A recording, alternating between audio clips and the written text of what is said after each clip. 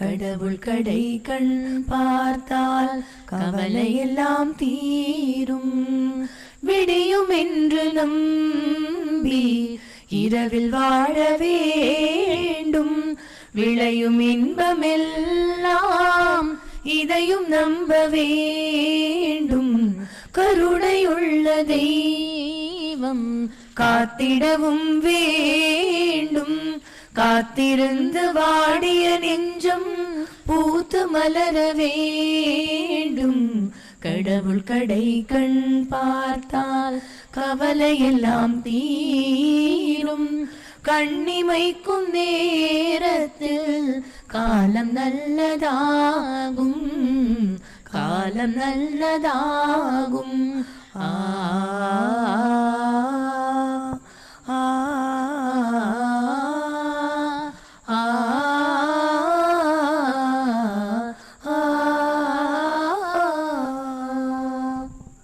Question bank. How Pulyar got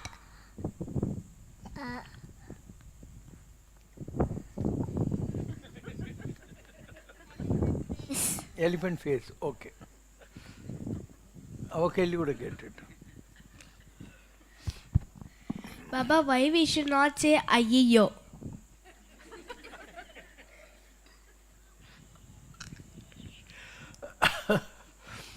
first வந்து Y Pillaiyar காட்டி elephant face. ஓகேவா? ஒரு நேரம் பார்வதி குளிச்சுக்கிட்டு இருந்தாங்க. இதெல்லாம் புராண கதை தான். அப்போ சிவபெருமான் பார்ஜிடின். அப்போ அந்த அம்மா நமக்கு ஒரு ப்ரைவசியே கிடையாது, இந்த மாதிரி வந்து டிஸ்டர்ப் ஆகுது, நமக்குன்னு ஒரு பாடி கார்டு இருந்தால் நல்லா இருக்குமே அப்படின்னு நினைக்கிறாங்க. ஸோ உடம்புல மஞ்சள் தேய்ச்சி குளிக்கிற போது அந்த தாட்லேயே இந்த மாதிரி நமக்கு ரொம்ப டிஸ்டர்பன்ஸாக இருக்குது, நமக்குன்னு ஒரு செக்ரட்டரி பாடி கார்டு இல்லையே அப்படின்னு நினச்சிக்கிட்டு ஒரு இந்த மஞ்சள் இல்லை அதை எடுத்து அப்படியே ஒரு டால் மார்க் பண்ணிக்கிட்டே இருக்கு. திடீர்னு பார்த்தா அந்த டால் உயிரோடு எந்திரிச்சிருக்கு. அது நல்ல human, it was human. So எதிரில் குட்டி பையனாட்டம் அந்த குழந்தை நிற்கிது. இந்த அம்மாவுக்கு ரொம்ப சந்தோஷம் ஆச்சு. எனக்கு பாடி கார்டு இல்லைன்னு நினச்சிருந்த போது நீ வந்துட்டப்பா, இந்த என் சக்தியெல்லாம் ஒரு ஆயுதமாக்கி உன் கையில் கொடுக்குற, இனிமேல் நீ தான் எனக்கு பாடி கார்டு, என் பர்மிஷன் இல்லாமல் யார் வந்தாலையும் உள்ளே விட்டுறாது அப்படின்ட்டாங்க. ஸோ பிள்ளையார் பிகேம் தி கணநாயகர், கணங்களுக்கு தலைவர், கணநாயகர். கணான்னா என்ன? Body guards, security personal. அப்போ சிவபெருமான் உள்ளே வர்றார்.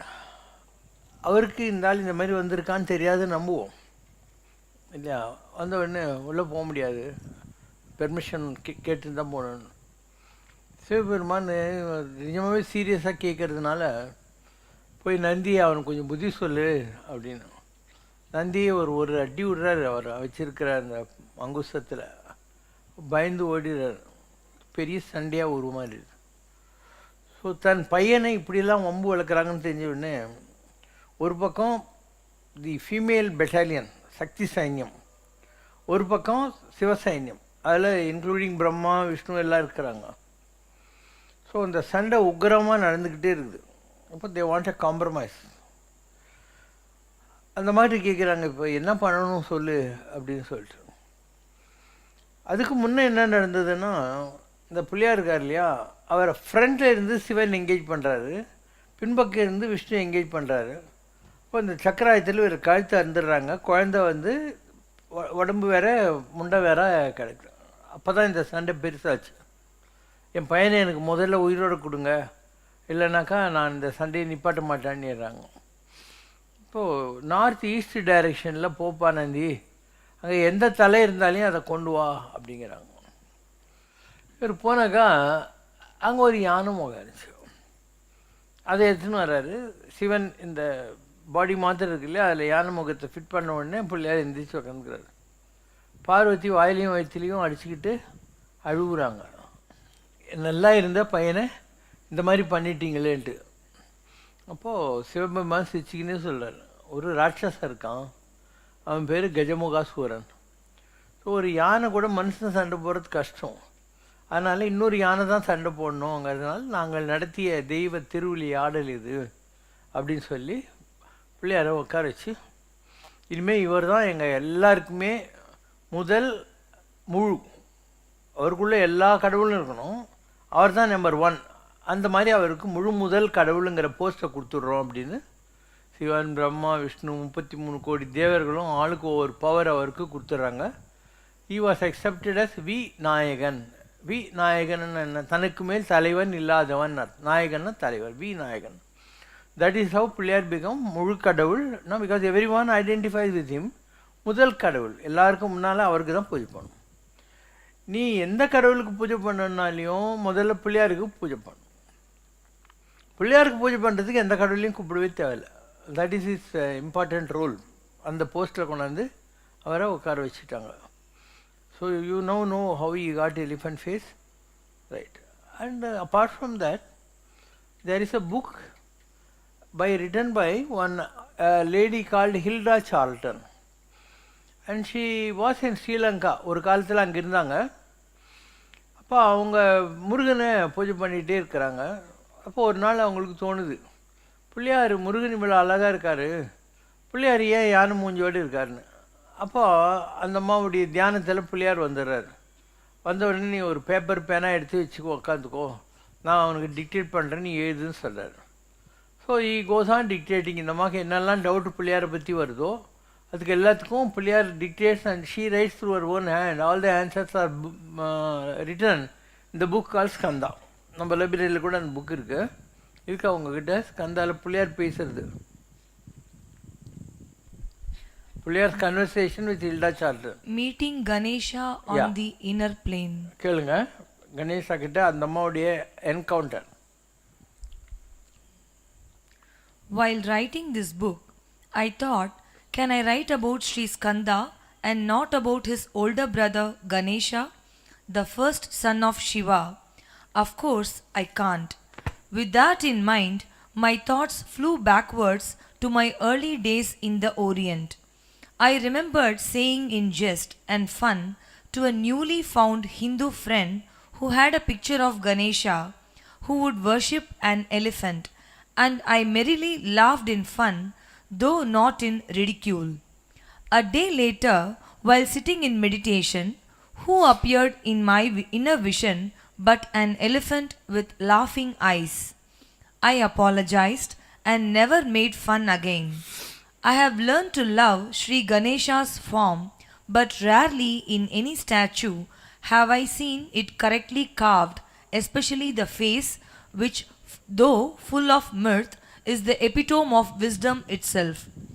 When I had learned to appreciate, understand and love Ganesha's elephant form, he gave to me a gift to see him as his true self, as he is in his celestial abode.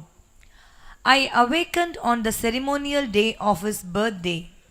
Ganesha stood there on my altar in all his splendor, in his princely celestial form. He looked very much like Skanda. I said, "You are so beautiful as my Skanda." And then I laughingly said, "Well, nearly as beautiful, not quite." He serenely smiled, and all day he remained in this glorious appearance. On the next day, he returned to his elephant form. In Jaffna in southern Ceylon, there is an ageless ancient temple carved in beautiful stone. Inside is one small shrine which I often visited before going to see Yogi Swamigal, a great saint who lived in Jaffna. When I would go to him, he would always say, "Have you been visiting the stone Swamis again?" I would say, "Does it matter?" And he would chuckle, "No." At this particular time, I was having my many troubles and felt I had reached the end of my rope. I wanted to go home, but was not given permission to return to the United States by the masters. I walked up the 3 small stairs to the little shrine. It was very dark inside the inner sanctum, where a black carved stone statue of Ganesha in his elephant form was enshrined. I could not see the form in the darkness. With tears running down my cheeks, I heard myself call out while standing in front of a Hindu shrine, Jesus, help me, Jesus. Please, Jesus, help me. I thought I saw a movement within the shrine as if someone inside was waving a black cape. I peered inside intently. To my amazement, I saw the large stone ears of Ganesha waving back and forth. The stone statue had come alive. I was surprised, for I had called to Jesus, and both Jesus and Ganesha had heard my prayers. And as I stood there, I remembered the story of a saint who was asked by a woman to petition on her behalf to Mary. The saint then knelt before a shrine of Saint Francis and started to pray. The woman stopped her and said, "You are making a mistake. I asked you to pray on my behalf to Mary, not to Saint Francis." The saint answered, "All shrines are the same, for it is God who hears our pleas and answers them." I walked away from the temple feeling that the world was all right, and as I went out into the sunshine from the dark, cool temple, I felt as if all the heavens had opened and God was one and had heard me. I have pondered much on the true meaning of the form of Ganesha and have never found an answer that would clear my soul's yearning to know the truth behind his form. One day I went to my room and laid down and said, "Ganesha, could you explain what I would like to know?" I fell into a deep sleep. Suddenly I was awakened by Ganesha and I heard him say, "Take a pen in hand and write." I did not move. He repeated louder, "Take a pen and write." This is what I wrote. To bring understanding to the illiterate of long ages ago, so long ago that the flood had not yet engulfed Lemuria, fables or tales were told to the race emerging from the darkness of an unenlightened mind. These stories had been handed down and have remained as symbols to be understood only by the few. Just as Jesus spoke in parables only to those who were to understand, so in those long ages past, to bring intelligence to the race emerging from ignorance and to awaken some understanding in their brains, symbols were used to educate them and quicken their evolution. This was in the age when the gods walked the earth and were the spokespersons for the illiterate and just awakening souls. The initiated understood that the signs were used to stir the intellect of the unfolding race. These symbols have remained until this day. Handed down from father to son, mother to daughter, many still worship them, hardly understanding what they do. Yet, when a heart is felt in a mantra or prayer, can a god resist love? It matters not the legend, as you call it, or the beginnings, if the heart is open. Slowly, the understanding and higher consciousness will follow and be experienced within as the growth of the soul. For is that not what man's life on the physical plane is all about? The growth is the moving upward from the lowest chakra to the highest chakra. Does it matter what my form is all about if the results ensue? The ignorant, the unlearned children will not want change, but change will come in spite of that. For at the time of the end of every age or epoch, there is a cutting away of the old. Jesus said, "I am the true vine, and my Father is the husbandman. Every branch in me that beareth not fruit, he take away, and every branch that beareth fruit, he purgeth it, that it may bring forth more fruit. The branches that are not taking root in the truth, that are dead, must be cut away to make room for the living. You have known me in my true form, as beautiful as my brother Skanda, but do you love me any less in a grotesque appearance as an elephant? Does my princely and godly form, as you call it, give you any more wisdom, or does it just plant a seed of desire to understand what is behind the symbolism? When I appear to you as Ganesha the elephant and you say you see beauty, joy, and laughing eyes, is that not as beautiful as a princely form? I have nurtured the race from its inception long ages past and will continue to do so for the children of the planet Earth. Is that enough? Or do you need to know that I am wisdom and that I bring it forth within all who worship and open up their beings to know the truth? All Hindu myth is symbolic, and behind each form is another story for those who seek. இது நிஜமாகவே நடந்த ஒரு incident. ஸ்ரீலங்காவில் இருந்தபோது பிள்ளையாரே அவளுக்கு ஒரு பேனா எடுத்துக்கோன்னு சொல்லி தன்னை பற்றி எல்லா விஷயமும் சொன்னது. It's very authentic. இந்த பைபிளில் முதல்ல என்ன வருது? முதலில் வார்த்தை இருந்தது. First there was a word and the word itself for the lord அப்படின்னு. அந்த வார்த்தை தான் கடவுள். அந்த வார்த்தை என்ன? ஓம். ஸோ ஒரு காயின் இருந்தால் அதுக்கு ரெண்டு பக்கம் இருக்கும். அந்த ஓமினுடைய லுமினஸ் ஃபார்ம் இருக்கு இல்லையா, ஒளி வடிவம், luminous form, that is Kanda, Muruga. அதனுடைய ஒலி வடிவம் இருக்கு இல்லையா, இந்த sound form, that is Ganesha. ரெண்டும் ஒன்றே தான்.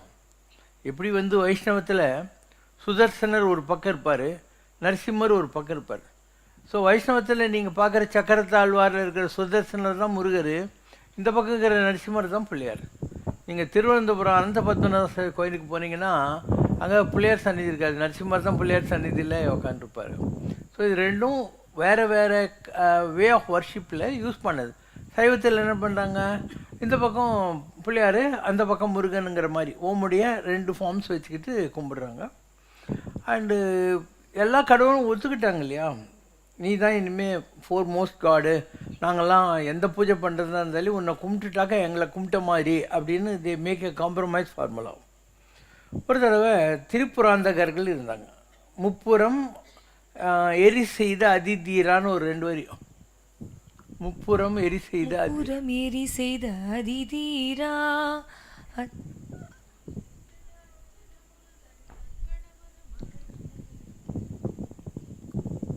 எரி செய்த அச்சரு அக்கணமன மருள் பெருமாளே.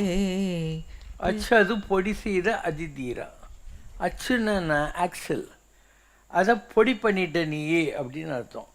அப்போ எந்த ஆக்சலை பிள்ளையார் பொடி பண்ணாருன்னா, இங்கே இது போகிறோம் இல்லையா, வேலூரெல்லாம் போகிற வழியில் அச்சுருப்பாக்கம்னு ஒரு இடம் இருக்குது. அங்கே ஒரு தடவை ஆதிசங்கருடைய சிலையை ஒரு லாரியில் ஏற்றிக்கிட்டு ராமேஸ்வரத்தில் வைக்கிறதுக்காக எடுத்துகிட்டு போகிறாங்க. அந்த லாரி ஆக்சல் உடஞ்சி போதாங்க. இப்போ காஞ்சி பெரியவர்கிட்ட போய் சொல்கிறாங்க, இந்த மாதிரி எடுத்துகிட்டு போகிறோம் நாங்கள் சிலையை, அண்டு இங்கே அச்சிறுபாக்கத்துக்கிட்ட வந்த உடனே லாரி ஆக்சல் உடஞ்சிச்சுன்னு. அப்போ மகாபெரியவர் சங்கராச்சாரிய சிரிச்சுக்கிட்டே சொன்னாராம், இவனுக்கு இதே வேலையாக போச்சு அப்படின்னு. அவங்களுக்கு ஒன்றும் புரியல. இந்த பிள்ளையார் இருக்கான் இல்லையா, அவனை எல்லாரும் கும்பிடணுன்னு டீலு.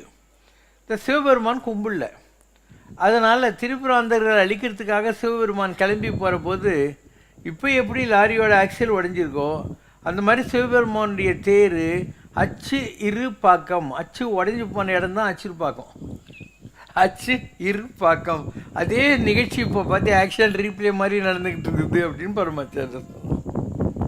இது ஒரு உதாரணம். ஆனானப்பட்ட சிவனாக இருந்தால் கூட there is agreement, you cannot disown it. இது ஒரு உதாரணம்.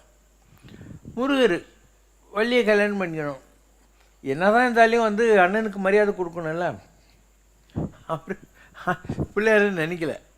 அதனால் வள்ளி இருந்தாலும் சரியான கிளம்பணும் அப்படின்ட்டு. இப்போ முருகர் அந்த நேரத்தில் எந்த உடம்புல இருக்கிறாரோ அதுதானே. நீ கேலண்டரில் பார்த்துவிட்டு கொண்டையராஜ் வரைஞ்ச படத்தை முருகர் பிள்ளையாருன்னு நினச்சின்னு உட்காந்துருக்க. அது ஒரு ஜோதி. அது அந்த நேரத்தில் யார் தவம் பண்ணியிருக்காங்களோ அவங்ககிட்ட இருக்கும். ஆரம்ப காலத்தில் சனத்குமார மகரிஷின்னு ஒருத்துக்கிட்டு இருந்தது. அதுக்கப்புறம் குமரியில் பட்டர்னு ஆதிசங்கர் காலத்தில் ஒருத்துக்கிட்டு இருந்தது.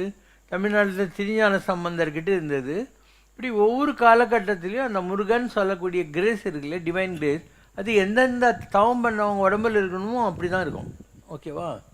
ஸோ அந்த வகையில் அவருக்கு பூஜை பண்ணாத யாராவது இருந்தால் அவங்க டிஸ்டர்ப் பண்ணுவார். ஸோ அச்சிறுபாக்கத்தில் இப்படியா இந்த மாதிரி பண்ணி காமிச்சார்.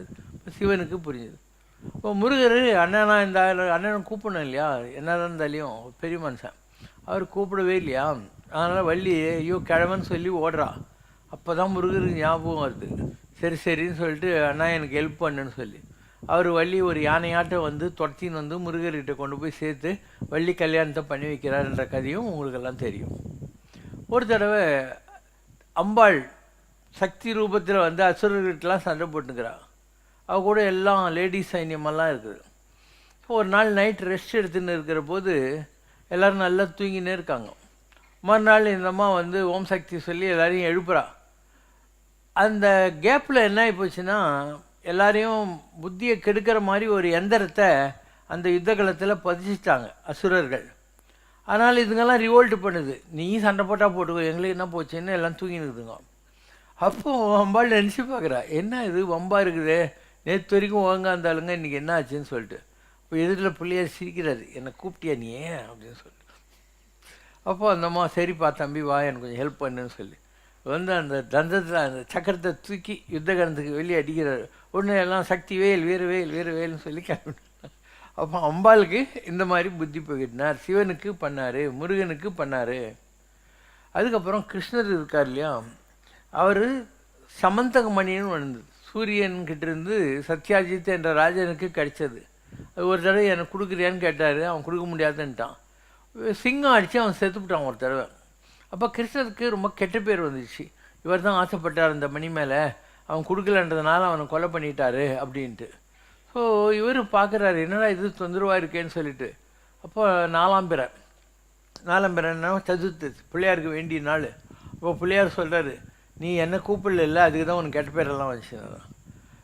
அவரும் கிருஷ்ணரும் இவரை நம்பினோடனே அதுக்கப்புறம் போகிறாரு. ஒரு கோவுக்குள்ளே கிடக்குது, எடுத்துகிட்டு வந்து கொடுத்துறாரு. சிங்கம் அடித்த உடம்பெல்லாம் அங்கே இருக்குது. இப்படி எந்த ஒரு தெய்வ வடிவமாக இருந்தாலும் பிள்ளையாரை அவங்க எப்பெல்லாம் கும்பிடாமல் இல்லை கூப்பிடாமல் போயிட்டாங்களோ எல்லாரையும் அவர் டிஸ்டர்ப் பண்ணிகிட்டே இருப்பார். அதனால் பிள்ளையாருக்கு என்ன பேர், விக்ன விநாயக பாத நமோசோ, எல்லா விக்னங்களையும் தடைகளையும் போக்கக்கூடிய விநாயகனுடைய பாதங்களை நாங்கள் நமஸ்கரிக்கின்றோம் அப்படின்னு அர்த்தம். இப்போ மூஷிக வாகன எளிய வாகனமாக கொண்டவன், மோதக ஹஸ்த கொள்கட்டி ஹஸ்தம்னா கையில் வைத்து கொண்டிருக்கிறவன் அப்படி சொல்லிட்டு விக்ன விநாயக பாத நமோசோ. அப்போ வெள்ளை கொம்பன் விநாயகனை தொட துள்ளி ஓடும் தொடர்ந்த வினைகளே, வெள்ளை கொம்புடைய விநாயகனை கும்பிட்டால் எல்லா வினைகளும் துள்ளி ஓடும் அப்படின்னு அர்த்தம். இப்போ திருக்குறளில் ஒரு அழகான குறள் இருக்குது. அது என்னன்னா, இந்த உலகத்திலேயே யார் ரொம்ப பெரிய தியாகி இல்லை ரொம்ப நல்லவங்கன்னா, யார் மற்றவங்க நல்லா இருக்கிறதுக்காக தன்னை தியாகம் பண்ணுறாங்களோ அவங்க தான் உலகத்திலேயே ஜென்டில்மேன், அவங்க தான் ரொம்ப பெரியவங்கன்னு அர்த்தம். அப்போது வேதவியாசர் இருக்கா இல்லையா, மகாபாரதம் எழுதணும். அதுக்காக பிள்ளையாரே இதை வந்து எல்லாராலையும் எழுத முடியாது, என்னுடைய தாட் கண்டினியூஸாக நான் சொல்லினே இருப்பேன், இந்த ஸ்பீடில் உங்களை தவிர யாரும் எழுத முடியாதுன்ட்டு. எனக்கு சரிங்கிறாரு. எதை வச்சு எழுதுறது? அதனால் தன்னுடைய தந்தம் இல்லை அதை உடச்சி அதில் தான் அந்த மகாபாரதத்தை ஃபுல்லாக எழுதினாராம். அப்போ இன்றைக்கி கூட நீங்கள் பத்ரிநாத் கோயிலுக்கு போயிட்டு அங்கேருந்து 4 கிலோமீட்டர் தள்ளி போனீங்கன்னா மனுவா அப்படின்னு ஒரு இடம் இருக்குது. அந்த மன்வாங்கிற இடத்துல தான் வேதவியாசர் உபதேசம் பண்ணது மகாபாரதத்தை. அது பூரா விநாயகர் அங்கே உட்காந்து தான் எழுதினார் அப்படின்னு அங்கே போனாக்கா எல்லாரும் சொல்லுவாங்க, இந்த மன்வாங்கிற இடத்துல. அப்போ உங்களுடைய மகாபாரதம் உங்களுக்கு எப்படி கிடைச்சது? தந்தத்தை இது பண்ண.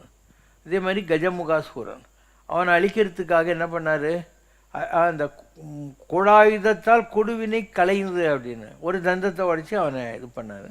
அதனால் இந்த உலகத்துக்காக தியாகம் பண்ணக்கூடிய நிலையில் 2 பேரை பார்க்குறாங்க எல்லாரும். ஒருத்தர் தேவர்களும் அசுரர்களும் பார்க்கடலில் கடைஞ்ச போது மகாலட்சுமி, ஊர்த்வரேதஸ் என்ற ஒரு ஒத்த கொம்பு குதிரை, கற்பக விருஷம், காமதேனு, மகாலட்சுமி எல்லாம் வந்தால் எனக்குன்னு வாங்கின்னு ஓடிப்பட்டாருங்க. இந்த உலகத்தையே அழிக்கிற ஒரு ஆழகால விஷம் வந்துச்சு. எல்லோரும் பயந்துட்டாங்க, ஏன்னா அது எடுத்துக்கிற அளவுக்கு யாருக்கும் பவர் கிடையாது. அப்போ சிவபெருமான் சொல்கிறான், சரி உங்களெல்லாம் காப்பாற்றுறதுக்காக நான் விஷம் சாப்பிட்டுக்கிறேன் அப்படின்னு. இப்போ திருவள்ளுவர் சொல்கிறார், பெயக்கண்டு நஞ்சு உண்டு அமைவர் நயத்தக்க நாகரிகம் வேண்டுபவர். உலகத்தில் நாகரிகன்றது சென்ட்டு போட்டுக்கிறது, சலூனுக்கு போய் முடி வெட்டிக்கிறதெல்லாம் கிடையாதான். மற்றவங்க நல்லா இருக்கணுங்கிறதுக்காக விஷத்தை கூட குடிக்கிறது தான். அந்த மாதிரி பெயக்கண்டு நஞ்சு உண்டு, நஞ்சை சாப்பிட்றது, அமைவர் நயத்தக்க உலகத்தில் பெரிய நாகரிகம் வேண்டுபவர். அந்த மாதிரி சிவபெருமான் பண்ணியிருக்காரு, அந்த மாதிரி விநாயகப் பெருமான் பண்ணியிருக்காரு. ஏன்னா அவர் தந்தத்தையே, ஒரு யானைக்கு முக்கியமான தந்தம் தானே, அதை வச்சு மகாபாரதம் எழுதுறாரு, அந்த அசுரன் அழிக்கிறதுக்கு பயன்படுறாரு, சிவன் ஆலகால விஷயத்தை குடிக்கிறாரு. அதனால் நீங்கள்லாம் கூட தியாகம் பண்ணிங்கன்னா பெயக்கண்டு நஞ்சு உண்டு அமைவதில் தான் நயத்தக்க நாகரிகம். நீங்கள் கூட மற்றவங்களுக்காக தியாகம் பண்ணால் நீங்களும் கடவுள் ஆகிடுவீங்க. That is the moral of the story of Ganesha and Sivaperuman. So I have answered your question. Right, what is your question?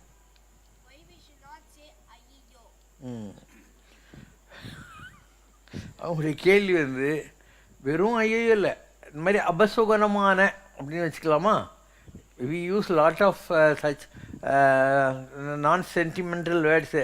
ஐயோ பாலா போச்சு, இந்த மாதிரி எவ்வளோ வார்த்தைங்க இருக்குது நம்மகிட்ட, எல்லாத்தையும் சொல்கிறேன் இல்லையா? அதனால் எதுக்கு அந்த மாதிரி வார்த்தைகளை சொல்லக்கூடாது அப்படின்னு. இப்போ காற்றுல பலவிதமான தேவதைகள் எல்லாம் போயிட்டே இருக்குது. அப்போது அந்த மாதிரி தேவதைகள், அதில் ததாஸ்து தேவதைன்னு ஒன்று இருக்குது. ததாஸ்துன்னா என்ன? இப்போது யாரோ ஒருத்தர் சர்வஜனோ சுயினோ பவந்தோ அப்படின்வாங்க, எல்லா ஜனங்களும் நல்லா இருக்கட்டும், வான்முகல் வளாது பெய்க அப்படின்லாம். உடனே அந்த ததாஸ்து தேவதைகள் ததாஸ்து அப்படின்னா நல்லா மழை பெய்யட்டும், ஜனங்கள்லாம் நல்லா இருக்கட்டும் அப்படின்னு அர்த்தம்.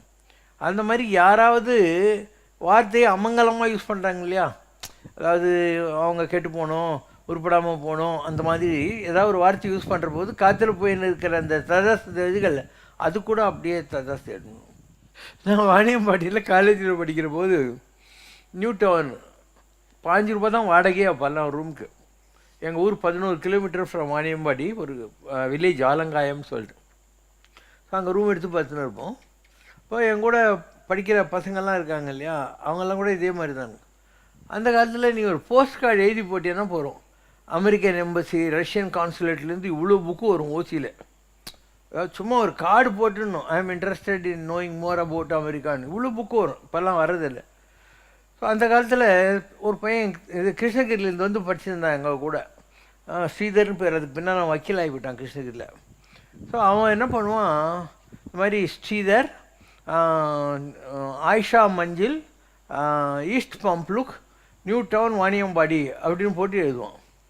நான் என்னடா இந்த ஈஸ்ட் பம்ப்லுக்குன்னு, மிஸ்டர் நம்ம யாருக்கு லெட்டர் எழுதுகிறோம், அமெரிக்காக்காரனுக்கு அனுப்புகிறோம். அதனால் அவன் நம்மளை பற்றி பெருமையாக நினைக்கணும். நம்ம ரூமுக்கு ஈஸ்டர்ன் சைடில் கை பம்புக்கு தான்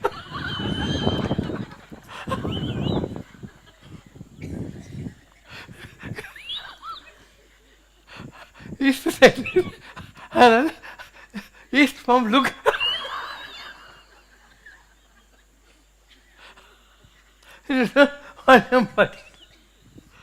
இப்போல்லாம் காலேஜ் இப்படி இருக்குதுன்னு எங்களுக்கு தெரியாது. எங்கள் காலேஜ் அப்படி எங்களுக்கு கெமிஸ்ட்ரி, நான் பிஎஸ்சி கெமிஸ்ட்ரி படித்தேன்.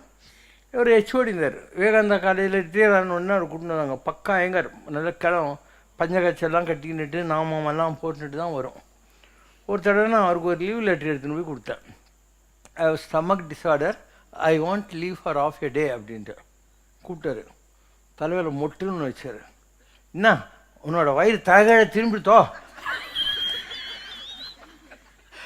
டிஸார்டர் மீன்ஸ் வாட் அப்படி இனிமே இப்படிலாம் எழுதாத, ஸ்டமக் எயில்மெண்ட் அப்படின்னு.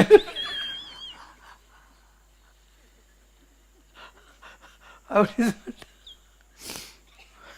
நாங்கள்லாம் வெரி டிஃப்ரெண்ட். இப்போல்லாம் பசங்களுக்கு இந்த செல்ஃபோனில் மாட்டிக்கிட்டாங்க. அந்த காலத்தில் எல்லாம் மேல் தனி, ஃபீமேல் காலேஜ் எல்லாம் தனி, இல்லை கோ எஜுகேஷன்லாம் கிடையவே கிடையாது. அப்போல்லாம் நான் படித்த ஸ்கூலும் அப்படி தான், நான் படித்த காலேஜும் அப்படி தான். ஃபோன் கூட கிடையாது அந்த காலத்தில்.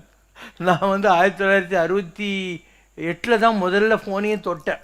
அது வரைக்கும் ஃபோன் தொட்டது கூட கிடையாது. அப்போல்லாம் இந்த ஃபோனு 5000 ரூபா 20,000 ப்ரீமியம் ஒரு ஃபோன் லைன் வாங்கணுன்னா உனக்கு அந்த காலத்தில் எல்லாம். இப்போ தான் ஆளாளுக்கு ஃபோன் 2 ஃபோன் 3 ஃபோன் வச்சுன்னு சுற்றின்னு இருக்காங்க. So our times are all very different.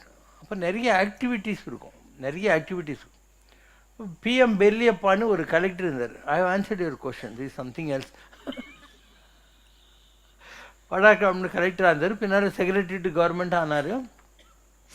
And அவருக்கு என்ன ரொம்ப பிடிக்கும். அதனால் அப்போ தான் அண்ணாதுரை எழுச்சி சீஃப் மினிஸ்டராக வந்திருந்தார், 1964 நினைக்கிறேன் இல்லையா, அந்த ரேஞ்சில். அப்போ தான் ஃபஸ்ட்டு டைம் சிஎம்மாக வராரு அவர். அப்போ அவருக்கு எனக்கு பிடிக்கும், அதனால் you propose vote of thanks for Annadurai அப்படின்ட்டு. ஸோ அதெல்லாம் நார்மலாக ஸ்டூடெண்ட்டு கொடுக்க மாட்டாங்க, யாராவது பெரிய ஆஃபீஸர்ஸு இல்லை பிரின்ஸ்பால்ஸ் அந்த மாதிரி ஆளுங்க தான் கொடுப்பாங்க. அப்போது நான் சொன்னேன், இந்த மாதிரி என் நெஞ்சு திறப்பா நிற்காண்கோரே என்று சொன்னான் புறநாற்று புலைவன் ஒருவன். இன்றைக்கு வடார்காடு மாவட்டத்தில் இருக்கிற மாணவர்களாகிய நாங்கள் சொல்கிறோம், அண்ணா என் நெஞ்சு திறப்பா நிற்காண்கோரே என்று. உமது வாயூறி வருகின்ற தேனூறு சொல்லுக்கு இதுகாரும் நாங்கள் செவியூறி சிந்தையும் தாமூறி அமர்ந்திருந்தோம். உங்கள் வித்தக பேச்சு திறமையில் நாங்கள் சித்திர பாவைகள் போல் வைத்திருந்தோம். இப்படிலாம் தான் பேசுவேன் அந்த காலத்தில். உங்களுக்கெல்லாம் தமிழே தெரியலன்னு சொல்லிட்டு தான் நான் rocks rocks better rocks better so much of Tamil. ஒரு தடவை முத்தமிழ் பறவைகள் அப்படின்னு ஒரு கவியரங்கம். முத்தமிழ்னா என்ன? இயல், இசை, நாடகம், prose, poetry, drama. So Erode Tamilanban இந்த மாதிரி பெரிய பெரிய கவிஞர்கள்.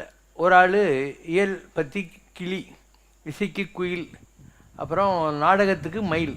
இயல், இசை, நாடகம், மயில். கிளி, குயில், மயில், 3 கவிஞர்கள். இதுக்கு தலைவர் யார் தெரியுமா? கொத்தமங்கலம் சுப்பு. மெட்ராஸ்லேருந்து கூட்டின்னு போவோம் அந்த காலத்துலலாம். அவர் தான் கவியரங்க தலைவர். நம்ம அவரை வரவேற்கணும். அப்போது இந்த 3 வரணும், கிளி வரணும், இயல் வரணும், குயில் மயில் வரணும், இசை நாடகம் வரணும், கொத்தமங்கலம் சுப்பும் வரணும். ஓகேவா? அதனால் நாம் வரவேற்புரை கொடுக்குற போது சொல்கிறோம், கொத்தி தின்னுகின்ற கிளியை, கொத்த பேர் கொத்தமங்கலம் சுப்பில் கொத்த கிளி வந்துச்சு இல்லையா, கொத்தி தின்னுகின்ற கிளியை, மங்கள இசை எழுப்புகின்ற குயிலை, கொத்தி தின்னுகின்ற கிளியை, கொத்த மங்கள இசை எழுப்புகின்ற குயிலை, மேலே கை காட்டிட்டேன் முருகர். சுப்புவுக்கு என்ன சுப்பிரமணியருக்கு, சுப்புவுக்கு பிரியமான சுந்தரமா மயிலை கூட்டி வைத்து அரங்கேற்றும் இந்த கவியரங்கிற்கு கொத்தமங்கலம் சுப்பு விட்டால் ஒத்த மங்கலத்தவர் உண்டா அப்படின்னு அவர் அப்படி மாலை எங்காத்து விட்டார். அவங்க குடும்பத்தில் ஒரு 60 டிக்கெட் எங்கிட்ட பிற்காலத்தில் வந்தாங்க. All use to Kothamangalam Lakshmi அவங்க இவங்க எல்லாம் இப்போ அமெரிக்கா எல்லா ஊர்லேயும் இருக்காங்க. ஒரு உதாரணத்துக்காக சொல்கிறோம். So those days are very different. எல்லாமே ரொம்ப டிஃப்ரெண்ட்டாக இருக்கும்.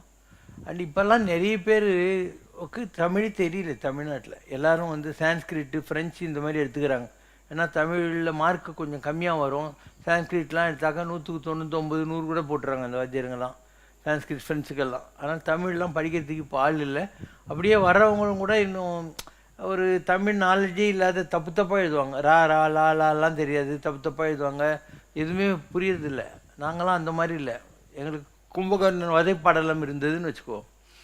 அப்போது அதை கும்பகர்ணன் வதைப்படத்துலேருந்து ஏதாவது ஒரு கேள்வி கேட்பாங்க.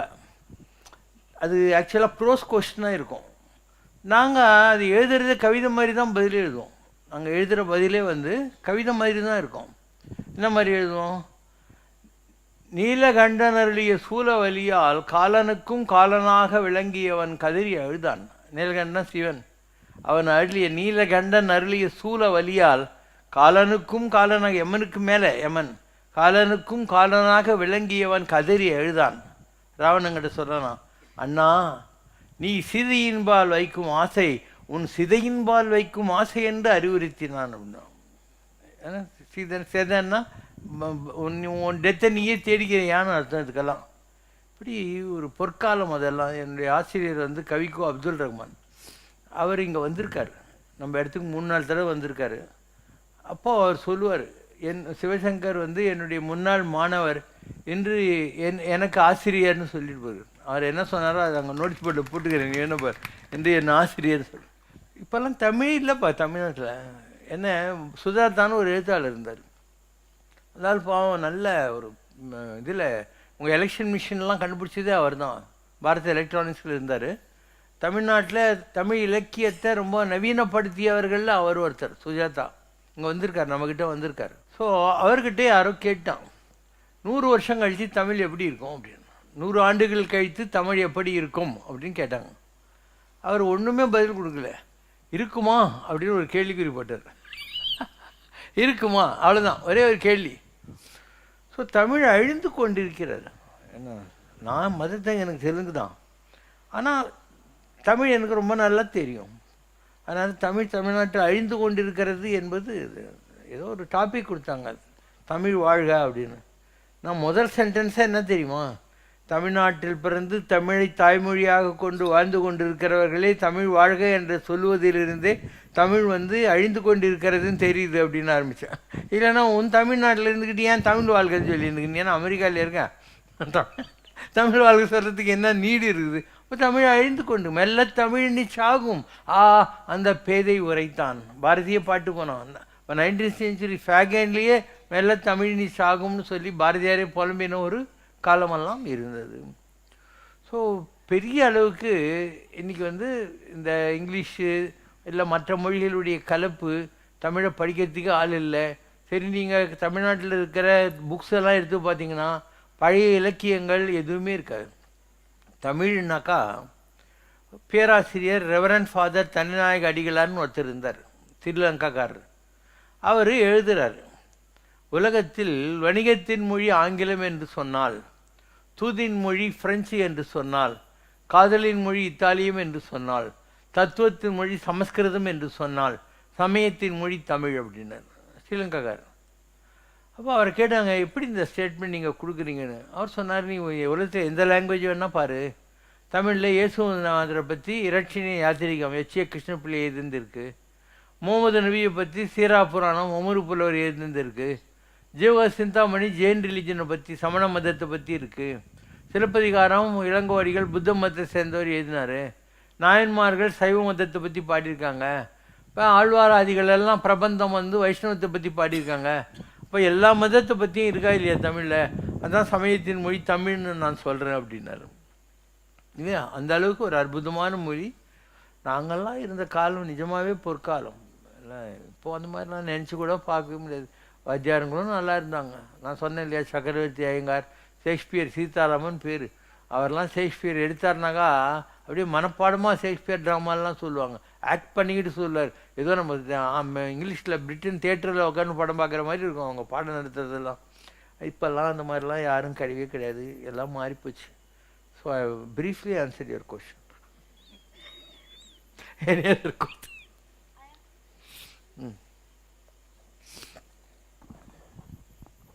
When will Kali Yuga end?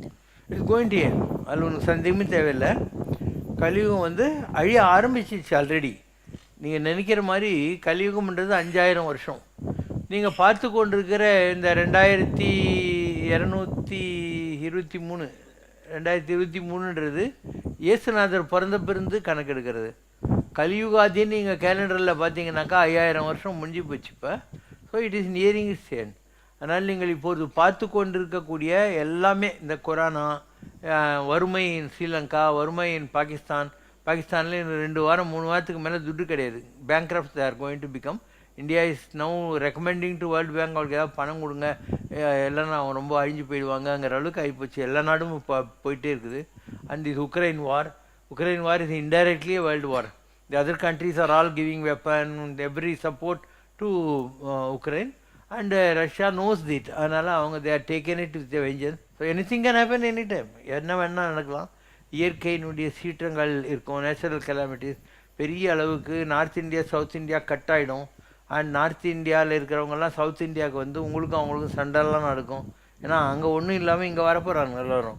இப்படி பல விஷயங்கள் வரக்கூடிய காலத்தில் இமீடியட்டாகவே நடக்க போகுது.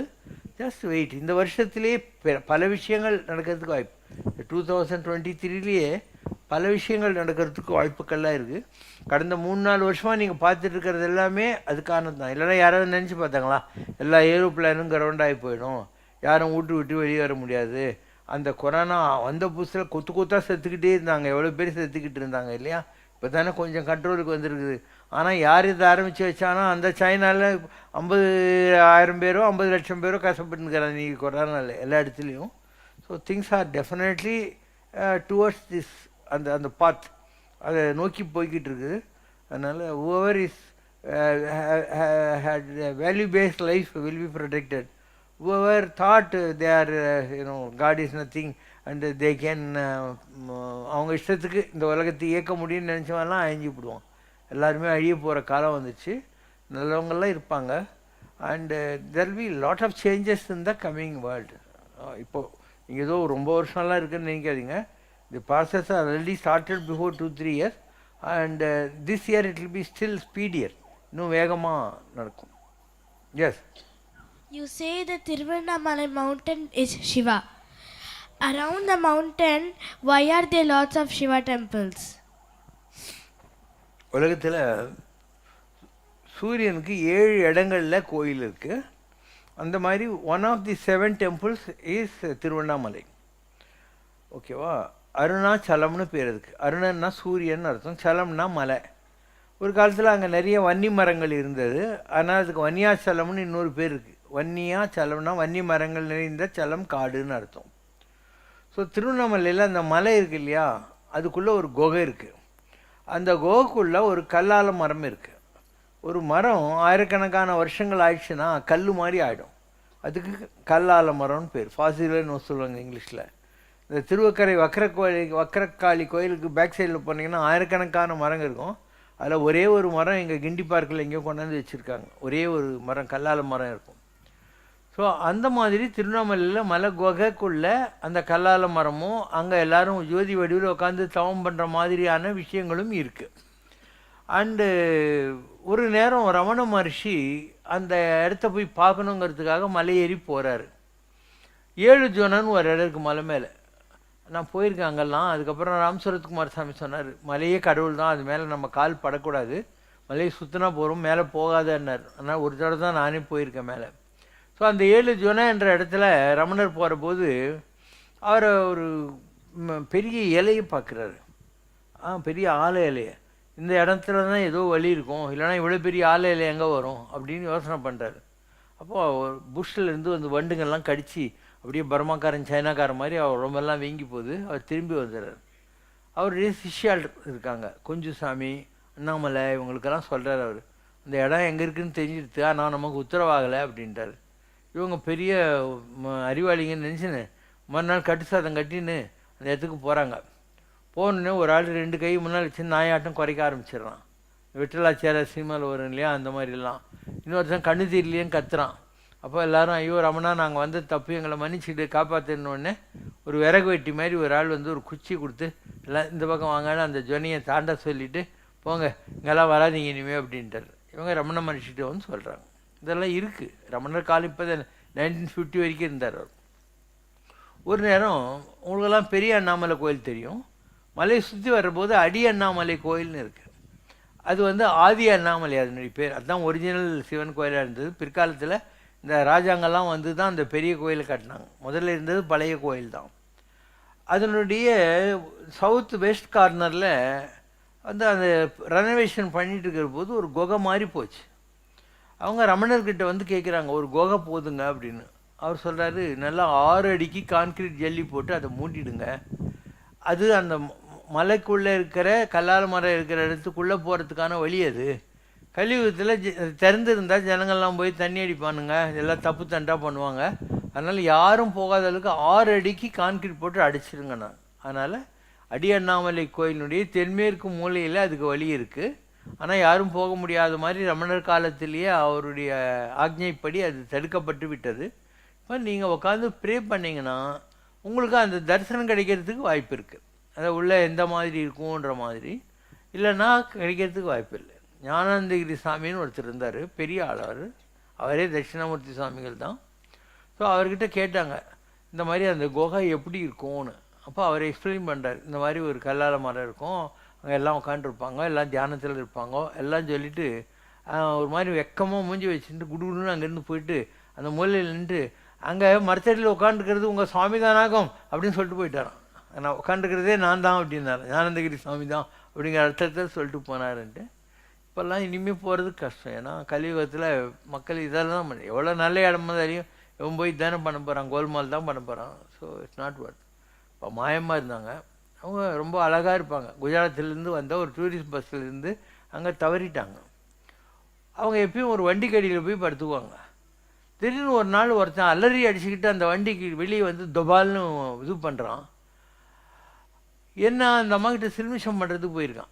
அந்த பொம்பளை அந்த காலத்தில் நல்லா இருந்தாங்கன்ட்டு.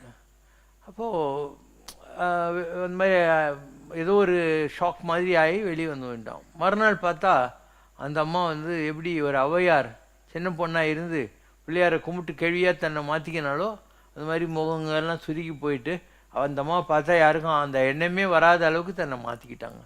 இது அண்மை காலத்தில் மாயமாகவே செஞ்சுக்கிட்ட ஒரு இது. அதுக்கு முன்னாடி அவங்க குஜராத்தி லேடி நல்லா தான் இருந்திருப்பாங்க. ஔவையார் கதையும் இதையும் கம்பேர் பண்ணிங்கன்னா உனக்கு புரிஞ்சிடும். இந்த உலகத்தில் கலியுகத்தில் தர்மத்தின் வாழ்வுதன்னை சூது கவும். இது நியாயமான விஷயங்கள் நல்ல விஷயங்கள் எல்லாம் வந்து நிற்காது, எல்லாம் சூது கவும். தர்மத்தின் வாழ்வுதன்னை சூது கவும், பின் தர்மம் வெல்லும். இப்போ வந்துக்கிட்டு இருக்கு, தர்மம் வெல்ல வேண்டிய நேரம் வந்து கொண்டிருக்கிறது. அந்த மாதிரி வருகிற போது நான் சொன்ன மாதிரி ஒரு யுத்தம் இப்போது தவிர்க்க முடியாத விஷயம். பொருளாதாரத்தில் பல சீர்கேடுகள் நடக்கும். And very immense climatic changes R going to come. And என்ன வேணால் நடக்கலாம். இப்போது பல நாடுகள் வந்து அழியறதுக்கான வாய்ப்புகள் கூட இருக்குது. நீங்கள்லாம் சந்தோஷமாக இருக்கக்கூடிய ஒரே விஷயம்னா south India will be protected. North கூட அழிஞ்சிரும், அங்கே இருக்கிறவங்களாம் இங்கே வருவாங்க, இங்கே இருக்கிறவங்களுக்கும் அவங்களுக்கும் சண்டைலாம் நடக்கும். அந்த மாதிரிலாம் சவுத் வில் பி ப்ரொடெக்டட். அதெல்லாம் இருக்குது, ஏற்கனவே இருக்குது. நீங்கள் வேணால் யூடியூப்பில் போயிட்டு இப்போது ஒரு 10 ப்ரொடிக்ஷன் இருக்குது. இந்த வருஷத்துக்குள்ளே 10 ப்ரொடிக்ஷன் நாஸ்ட்ரடாமஸ் சொன்னது இருக்குது. அதை படித்து பார்த்தீங்கன்னா அதெல்லாம் இருக்குது. உங்கள் யார்கிட்டையும் இல்லை, யூடியூப்பில் இருக்குது. 10 ப்ரெடிக்ஷன்ஸ் ஃபார் திஸ் இயர். அதில் நாஸ்ட்ரடாமஸ் சொன்னது எல்லாமே இது வரைக்கும் நடந்திருக்கு. ட்வின் டவர் பிளாஸ்ட்லேருந்து சதாம் ஹுசைன்லேருந்து அவன் என்னெல்லாம் சொன்னானோ எல்லாமே நடந்திருக்கு. So these things are also predicted for this particular year. ஓகேவா? குறை ஒன்றுமில்லை மறைமூர்த்தி கண்ணா, குறை ஒன்றும் இல்லை கண்ணா, குறை ஒன்றுமில்லை கோவிந்தா.